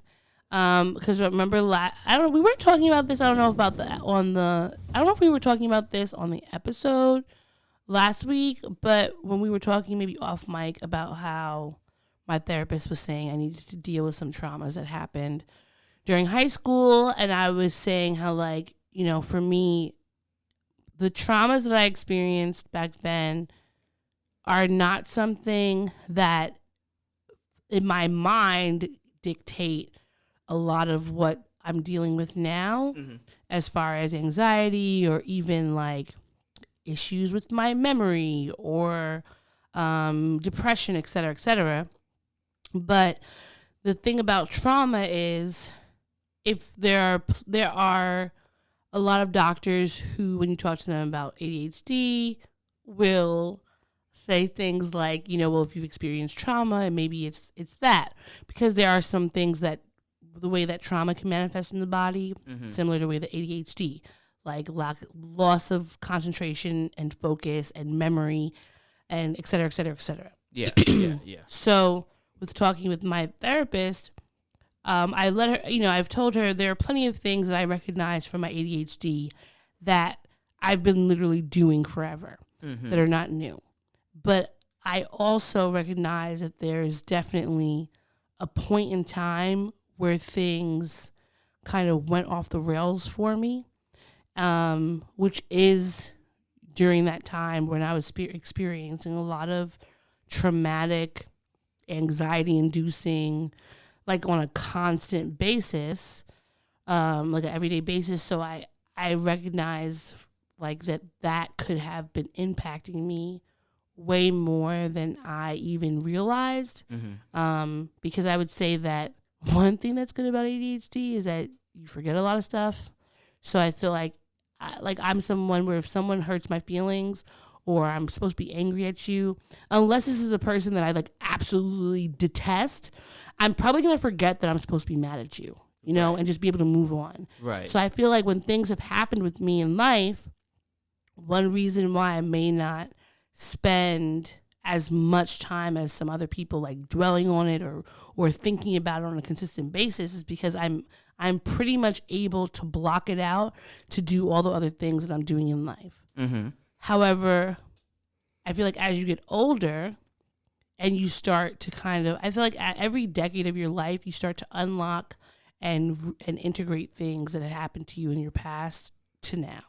And there are things that are coming up now, and just ways of being that I have now that I've been working on that are directly connected to the traumas I experienced, 20 years ago, which is frustrating for me because I'm like, this happened so long ago. I thought I was over it and moved past it, but now that we're kind of tapping in, it is bringing up things for me, and not so much in memory, but just having anxiety attacks, feeling a bit more depressed and stressed out, and even thinking about things that were happening and how I would feel at that time. It's just coming back to me, whereas I don't think, even in times when I've talked about it in the past, where it hasn't been such a visceral feeling and or emotion, but I took your advice and told my therapist that I wanted to start talking about it and trying to process it, because I feel like it's hindering me in my everyday life in different ways. And in like my relationships and just like general things that I am and am not comfortable doing or saying, etc. So I'm dipping my toes into the uncomfortable, trauma-filled adolescence and hoping that at the end of this, I can come out healed. And not to say that this is ever going to go away, but that I can move through it and move past it, and it won't be impacting me now, and at least not in the same way, because one of the things that with ADHD that like I know from my experiences and other people that I'm friends with, it's like the stressful thing is not necessarily having ADHD. It's living in a world that is not geared towards you or conscientious or mindful of how you're behaving or things that you might need. So you're constantly in the ableist society trying to be quote unquote normal, when in reality, like, I don't know what that is. And because of those traumas that I experienced during a very particular time in life that's very pivotal, I honestly don't know some of the things that I'm possibly missing. Mm-hmm.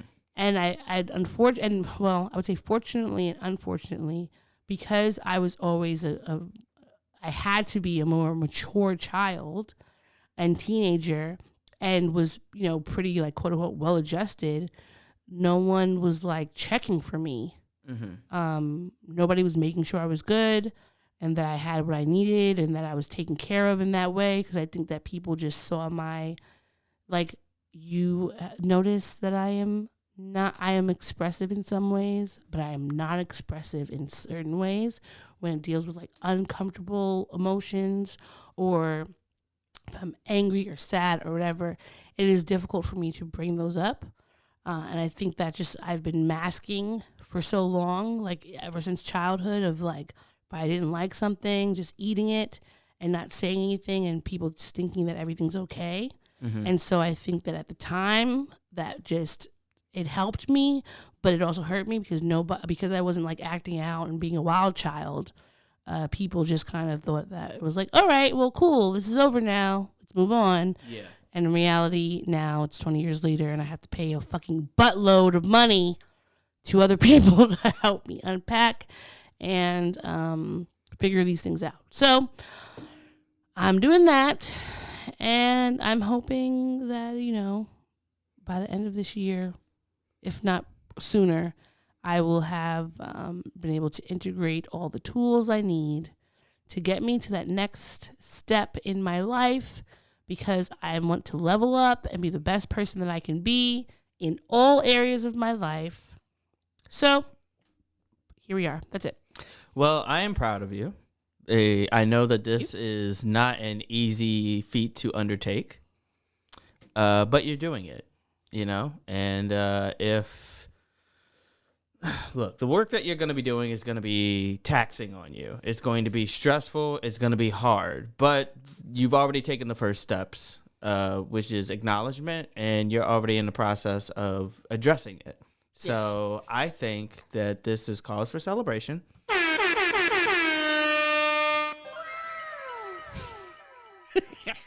Thank you. So I really do mean it when I say that I am proud of you. Thank you very much. I'm proud of you for the work that you're doing and the work that you have left to do. However long it takes, because, again, it's not a sprint, it's a marathon, and it will take as long as it takes. But as long as you're willing to do that work, then you know what? It'll get done. Shit's gonna get done. I hope so. And I'm proud of you for finding a psychiatrist so that you can get pilled up, drilled up. How long have you had that waiting? How long have you had it? You've been watching too much Top Boy. Hey. You've been really watching too much. And I'm going to have to put a moratorium. No, I'm gonna go back and watch it from the beginning again. There's like 9 different shows that I'm watching, and I'm just like, nope, I'm gonna go back and watch Top Boy. Sorry, Snowfall, you're gonna get paused for 1 day so that I can watch. Sorry, Tiger and Bunny, I'm gonna watch Top Boy again. I know you keep saying Tiger and Bunny is not the show that I think it is, but just because of the names, I want to watch it. I'm gonna watch the episode. Okay, yeah, I'll put on an episode after. Well, no, not after. Maybe. Who knows? It's mud late. Okay. Well, we don't have to do that. All right. Now, did I tell you that I tried to get my dad to watch Top Boy, but I was just like, hey, like, you want to watch Top Boy? He's like, no. And I was just like, it's not that kind of show. He's like, oh, okay. First of all, the fact that your dad would even have that sort of lexicon is hilarious. That he would even be able to be like, I don't know if this is for me. No, I think not. It's funny. It is. Yeah, it is funny. It's funny. Shout out to my dad, who I'll be seeing very soon, Yay. which I will get into in the things that make me happy. But right now, we're not talking about the things that are making us happy. In fact, we're talking about the things that are getting underneath our toenails. That's right. This is Gripes Here. Bringing it. What? We griping. We're not griping anywhere else. We griping. This safe space for us to share. We griping. We ain't griping anywhere else. We griping. Who wants to go first? You go first. All right. Well, this is what I will say. If you make plans, then you should not break those plans the day of those plans happening. Ooh, that is a big bugaboo of mine. I know you hate that. Like, if whether or not you make reservations or you carve out specific hours out of your day because you know that you have something that you are committed to do with, whether it be with one other person or a group of people, you should not break them. If it's hours before you're supposed to, you kind of can get a pass, but you should really prepare yourself. Like, you should really prepare days before, the day before, to know that, hey, you have a plan. There's a thing that you have to do the next day, so maybe don't get fucking drunk the day before and then be like, oh, I'm too hungover to, do this. Sorry, like, I'm sick. Was this your movie night? No, this wasn't my movie night. Oh. Movie night went off without a hitch. Oh, okay. Yeah, I'm not saying what it is. But this is just in general. Okay, I'll ask you. Yeah. But I know that's a big. I know you hate that. I know you're very big stickler on time and things being kept, which ditto, because it is very obnoxious. Mm-hmm. And I think that people just need to be able to communicate. Yes. And then my last only thing is that, like, even though this is actually a part of the thing that made me happy, this is less of a gripe and more of just something that I've learned about myself. Mm-hmm. I'm not really into late brunch. Mm-hmm, mm-hmm. Like, I would prefer an early brunch. Or what time is early brunch? Early brunch is anywhere between, because brunch usually ends at 4. Yeah. So anywhere between 11:30 and 1. Okay, yeah, that's good. It's a good time. I'll even say 1. I want to say 11:30 and 1. I'll even say 1:30. Mm-hmm. But once we start dipping into that 2, then now you got to rush to get in as many bottomless mimosas as you possibly can. Yeah. And then that's, instead of just like eating and drinking, laughing and talking, now it's like, oh, I gotta scarf it down, get as much bottomless mimosa as I possibly fucking can, guzzle the shit down, and that leads to hangovers.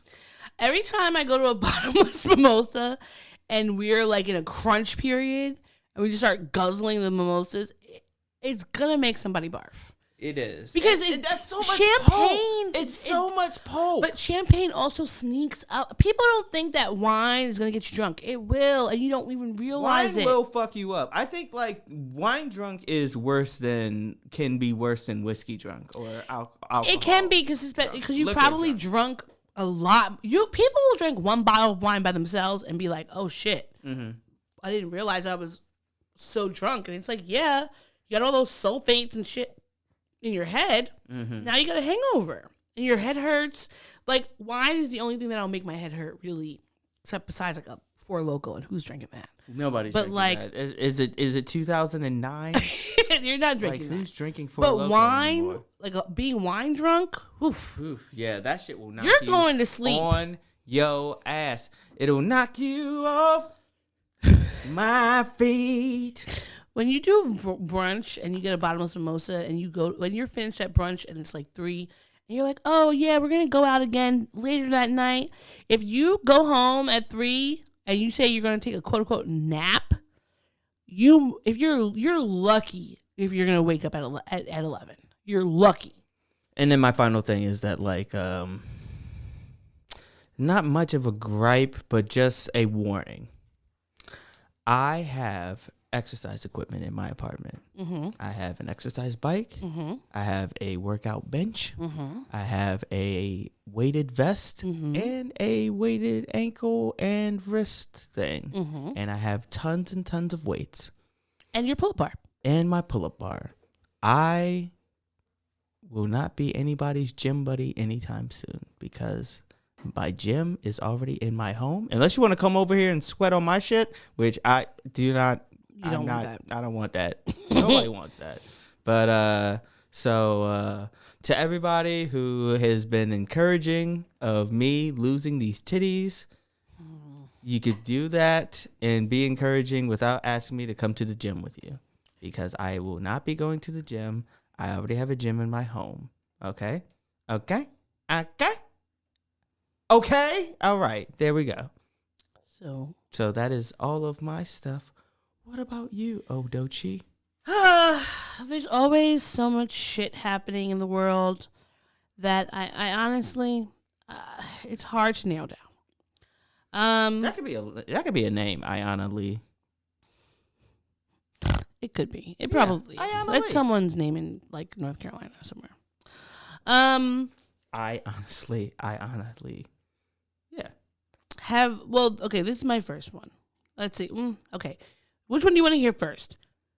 A Texas woman charged with murder, about an abortion, anti-trans laws, or a white woman who murdered her black boyfriend? Let's talk about the Aboba first. I'm never going to not call it that. I know this is a serious news topic, but at the same time, for those who don't know, I refer to abortions as Abobos. Yes, I think that they were able to use context clues. That. Yeah.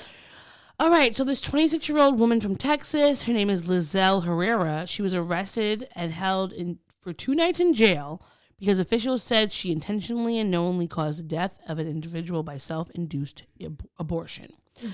She was released on bail, which was set at $500,000.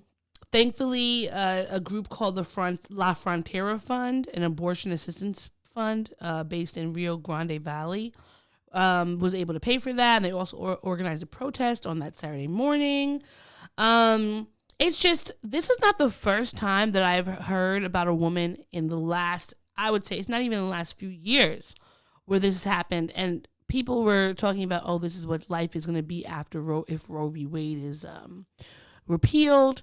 But the thing is, this is not the first time in recent years where a woman has been charged in a murder for an unborn fetus.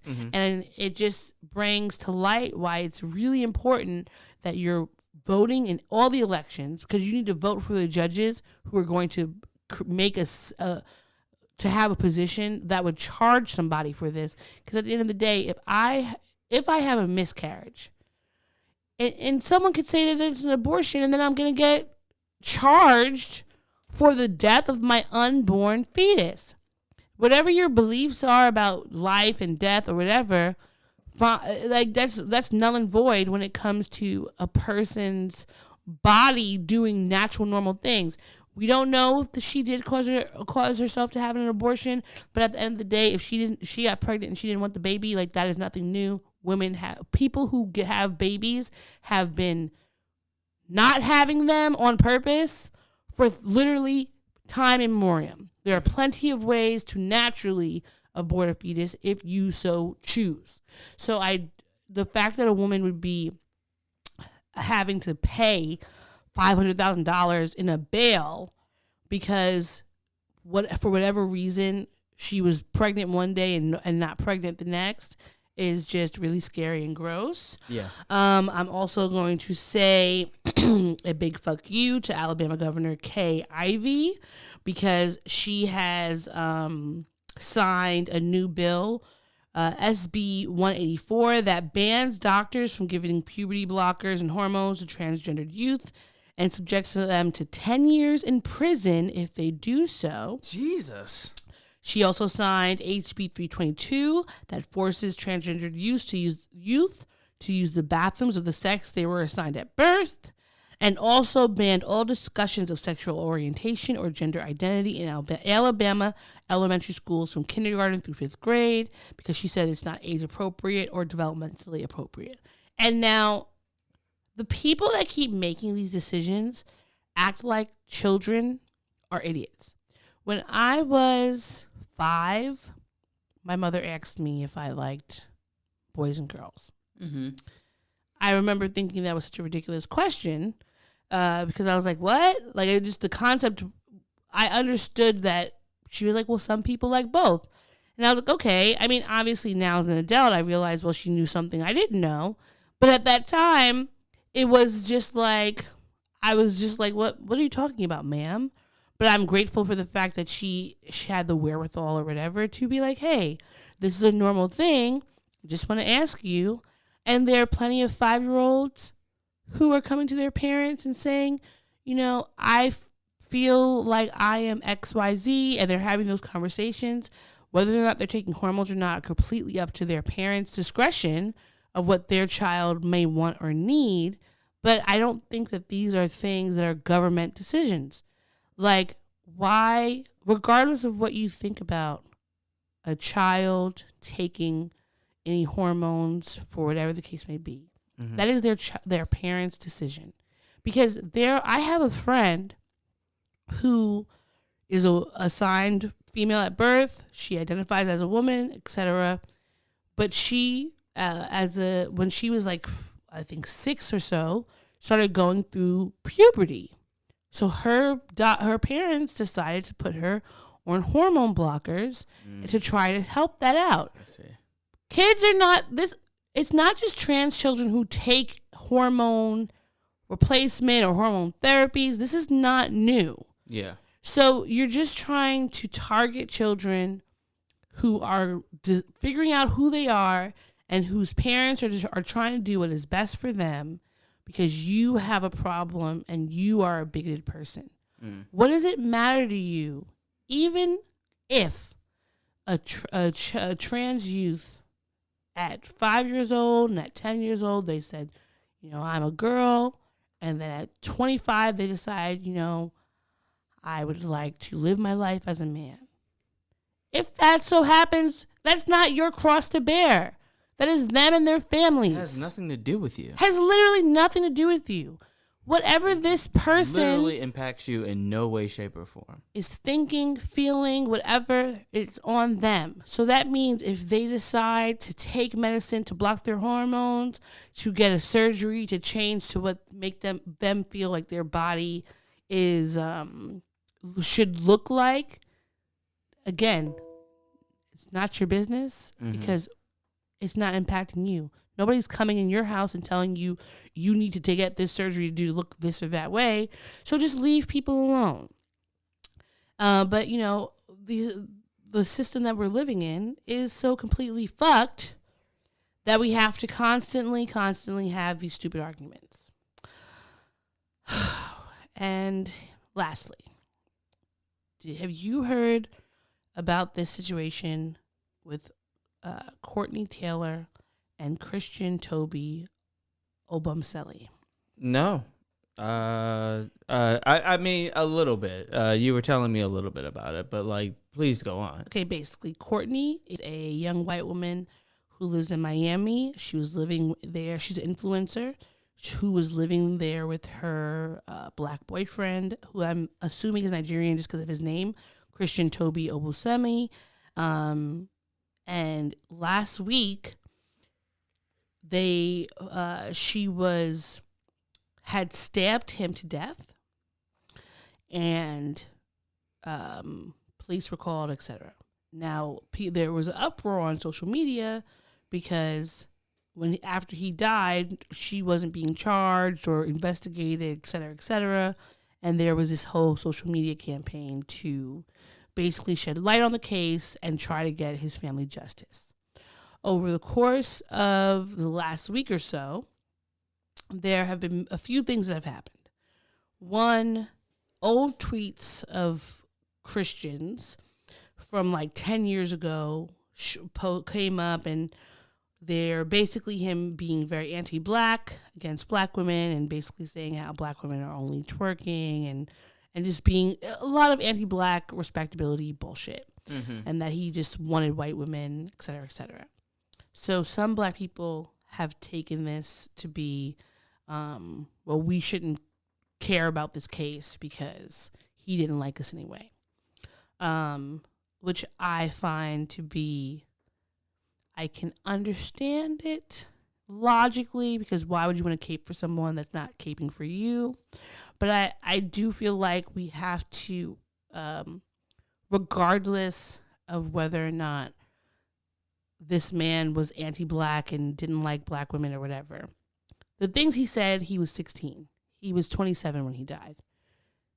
He could have changed his mind. He could have had a more enlightening moment.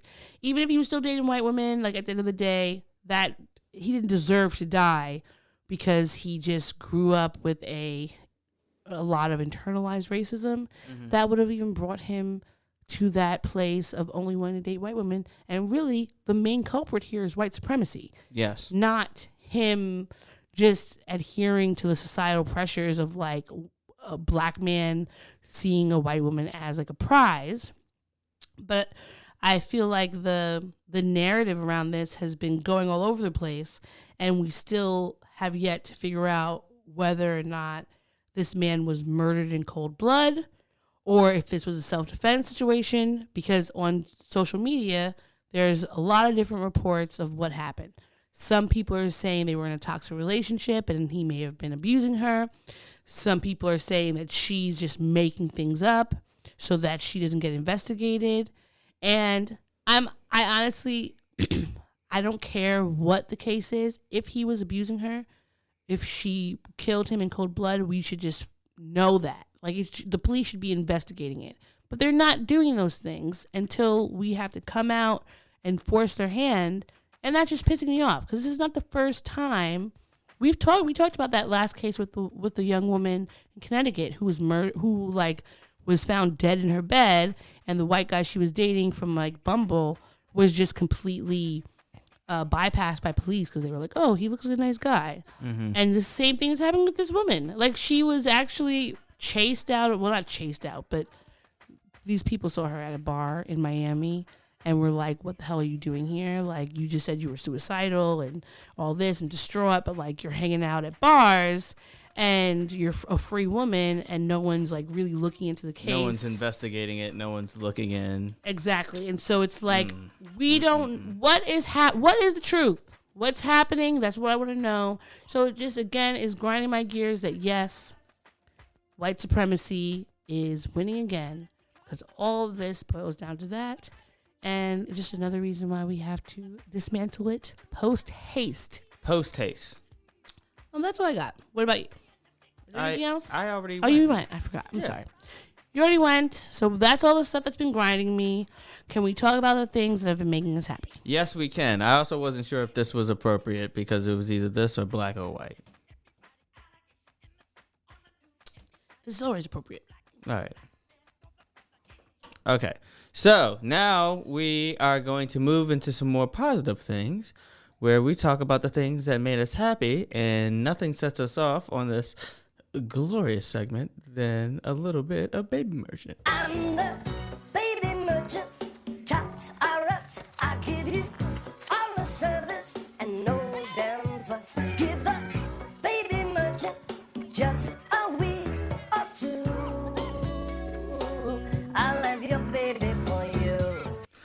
Once now, again, I want to let you go first. Okay. This time, because I went first with the grinding. I was going to say, once again, I want to say thank you, John Oliver, for introducing us to that. Yes. In fact, so nice, I want to do it twice. I'm the baby merchant.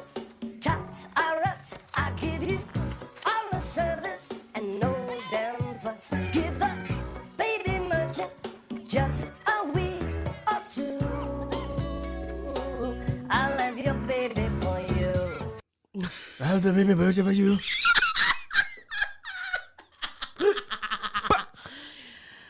Listeners, you do not know, but that is a hilarious inside joke. Very, very deep inside joke. Deep cuts. Deep Okay. cuts. Yeah. Things that are making me happy this week. Number one, Mrs.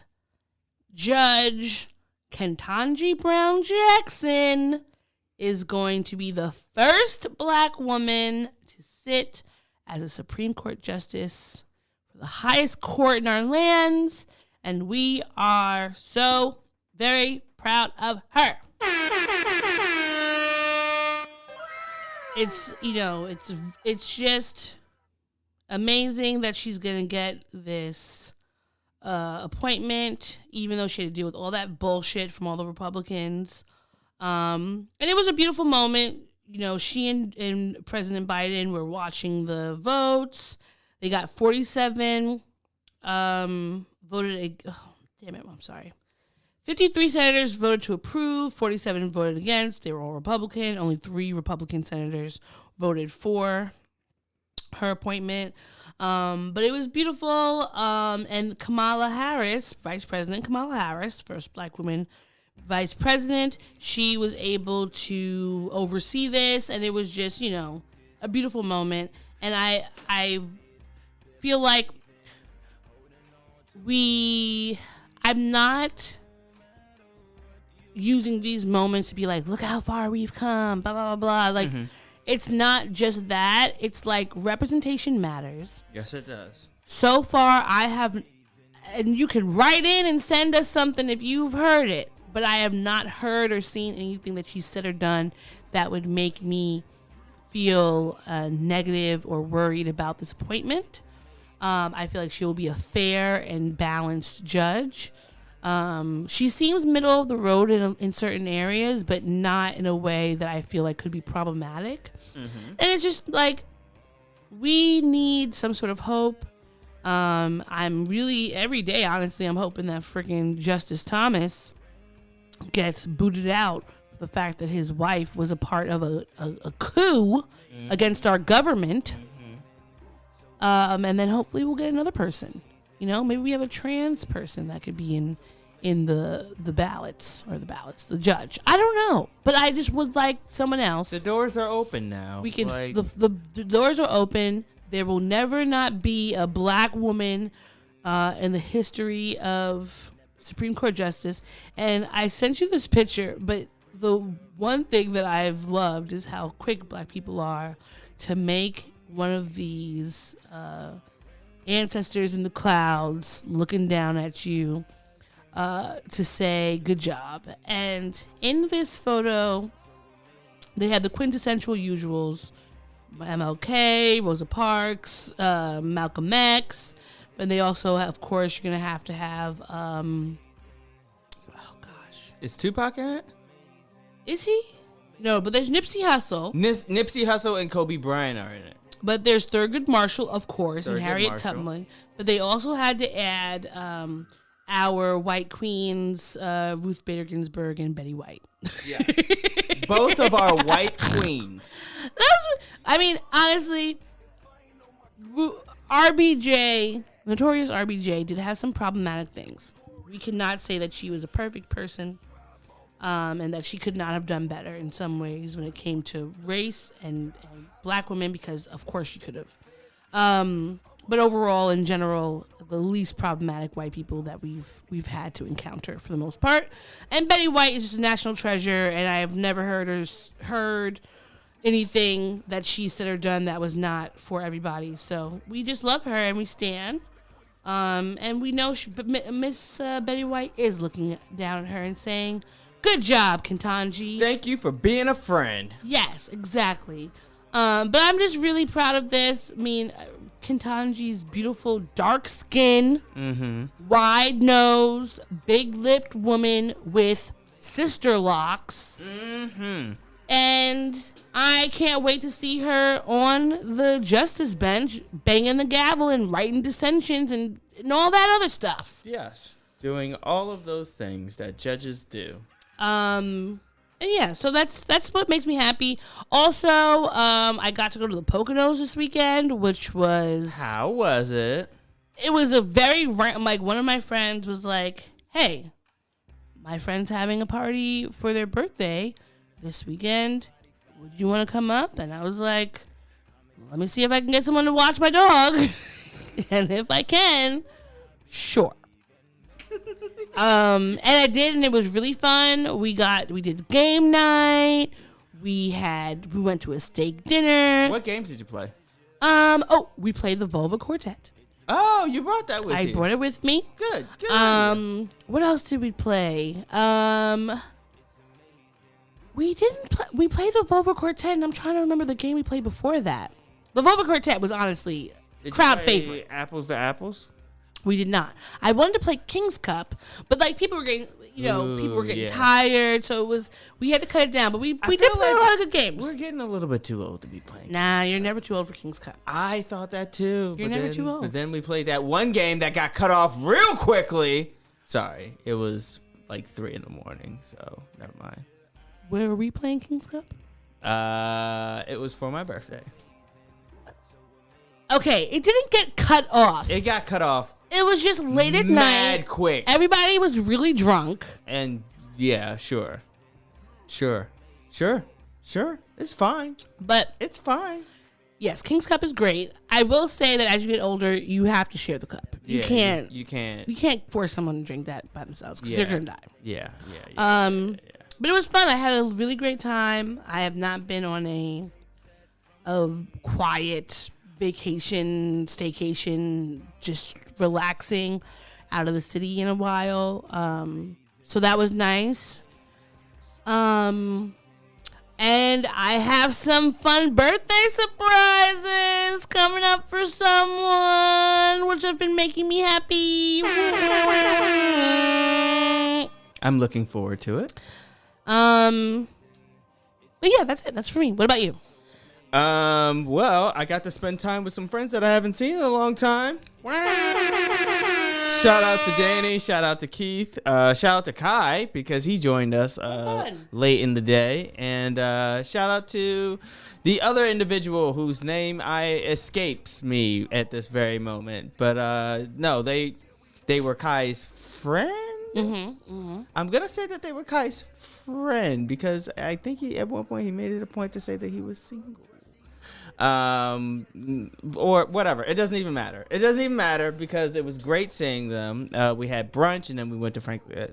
I can say Franklin Park because we all go there a lot. Yeah, we all go there a lot. I don't live near there, so it doesn't matter. Yeah, it's a dope place that I love going to. I love frequenting.